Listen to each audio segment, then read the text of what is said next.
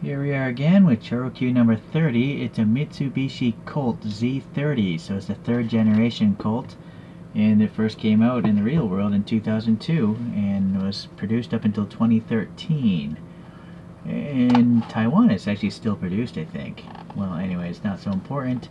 It was developed with a venture with Pininfarina, of Ferrari design fame.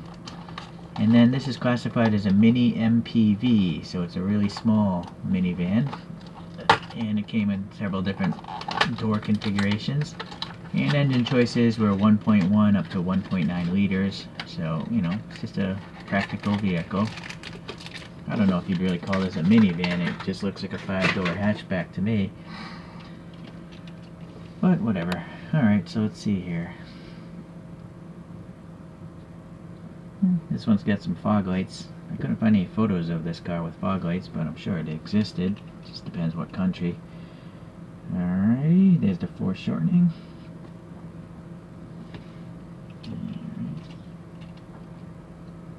Big tail lights, that's for sure. Alright, let's take a look here. It seems to have a metallic flake silver. And unfortunately, it looks like the paint is not very good here. There's something, I think there's too much black overspray or whatever. Or really, it's not overspray because this is just clear plastic. Just not enough silver paint, I guess, is covering.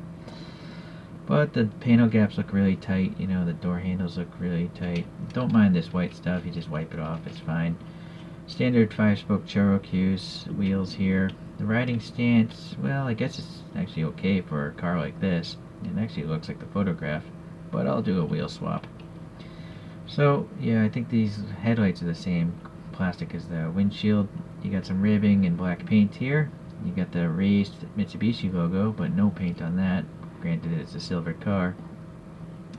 Yeah, those fog lights, maybe a little black paint would be nice there. And it wasn't really put in very nicely in this grill either. Little ridge, interesting. And then this side we have the fuel filler. And then we got the giant red lights. And yeah, maybe those would be nice to be silver, but this is a standard ChoroQ, so you can't have it all. It's nice to see there's a raised Mitsubishi logo back there. And then you have the date of manufacture or release 2002, and you got the gear mechanism there. I will just show you the inside, and then I'll cut away with some different wheels.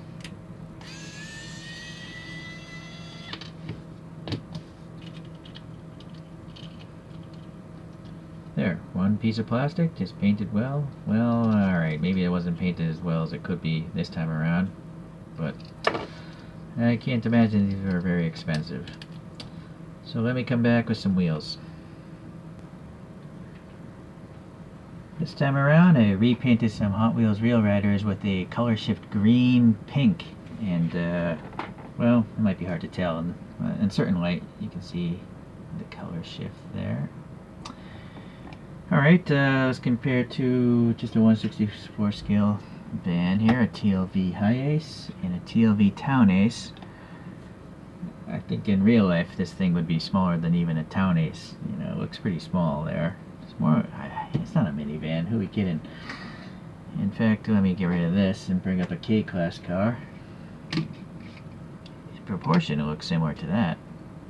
That's a Honda Life Diva by Doyosha.